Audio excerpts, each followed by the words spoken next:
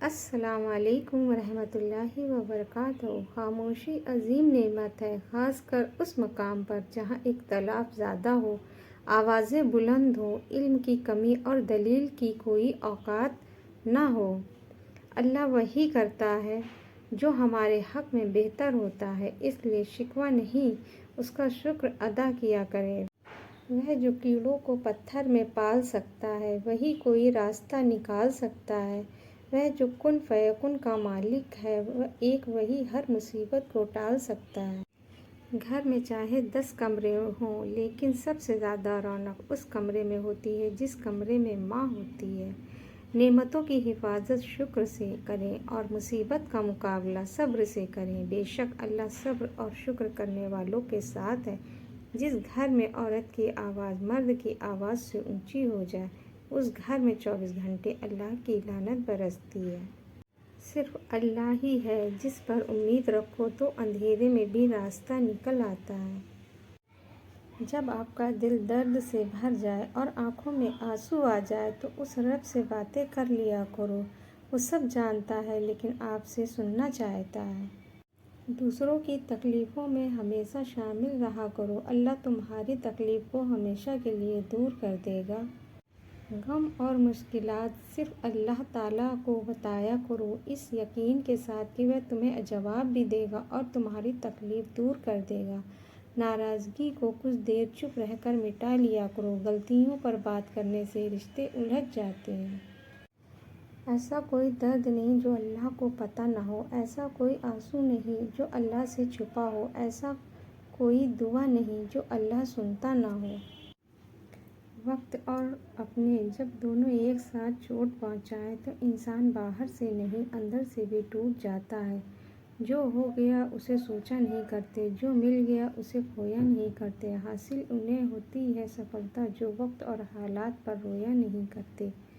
اخلاق کا اصل امتحان تعلق ختم ہونے کے بعد شروع ہوتا ہے۔ تم اچھا کرو اور زمانہ تم کو کچھ برا سمجھے، یہ تمہارے حق میں بہتر ہے بجائے اس کے کہ تم برا کرو اور زمانہ تم کو اچھا سمجھے۔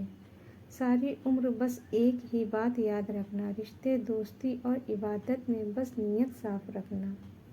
اسلام اتنا خوبصورت مذہب ہے کہ صرف مسکرانے پر بھی آپ کو ثواب ملتا ہے، یہاں تک کہ غصے کی حالت میں بھی خاموش رہنے پر بھی ثواب ملتا ہے۔ تنگی میں خیرات کرنا، غصے میں سچ بولنا اور طاقت ہوتے ہوئے معاف کرنا بہترین نیکی ہے۔ حضرت علی رضی اللہ عنہ نے فرمایا، کسی بھی وجہ سے گناہ مت کرو کیونکہ وجہ ختم ہو جائے گی، گناہ نہیں، اور ہر نیکی کے لیے تکلیف اٹھا لیا کرو کیونکہ تکلیف ختم ہو جائے گی، نیکی نہیں۔ جو غلطی نہیں کر سکتا وہ فرشتہ ہے، جو غلطی کر کے ڈٹ جائے وہ شیطان ہے، اور جو غلطی کر کے فوراً توبہ کر لے وہ انسان ہے۔ وہ مشکل کو بھی مشکل میں ڈال دیتا ہے، جو ڈوبتا سورج کو اسے بھی نکال دیتا ہے۔ یہ مجھے سکھایا گیا ہے بچپن سے، اللہ کا ذکر بڑی سے بڑی مصیبت ڈال دیتا ہے۔ جو اندھیری رات کے بعد سنہری صبح دیتا ہے، گرمی کے بعد راحت بھری ٹھنڈ دیتا ہے، بے شک وہ اللہ تکلیف کے بعد خوشیاں بھی دے گا۔ ایک مسلمان کا دنیا میں آنے کا مطلب صرف دولت اور شہرت اور نام کمانا نہیں بلکہ آخرت کی تیاری کرنا اور اللہ کو راضی کرنا بھی ہے۔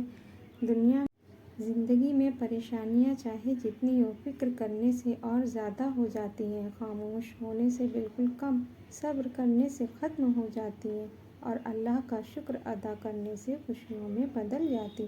خاموشی ایک ایسی عبادت ہے، فرشتے اسے لکھ نہیں سکتے، شیطان اسے بگاڑ نہیں سکتا اور اس رب کے سوا کوئی اسے جان نہیں سکتا۔ پیسہ کہتا ہے مجھے حاصل کرو اور سب کو بھلا دو، وقت کہتا ہے میرے پیچھے چلو اور سب کو چھوڑ دو، صرف اللہ ہے جو کہتا ہے مجھے یاد کرو، میں سب کچھ تمہارے قدموں میں ڈال دوں گا۔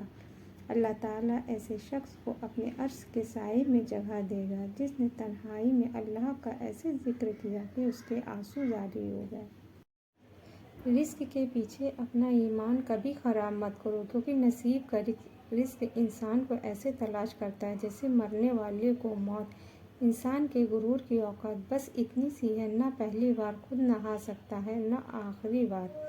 کھانے کا گرا ہوا ٹکڑا دسترخوان سے اٹھا کر کھانا اولاد میں خوبصورتی، رزق میں برکت اور تکبر ختم کرتا ہے۔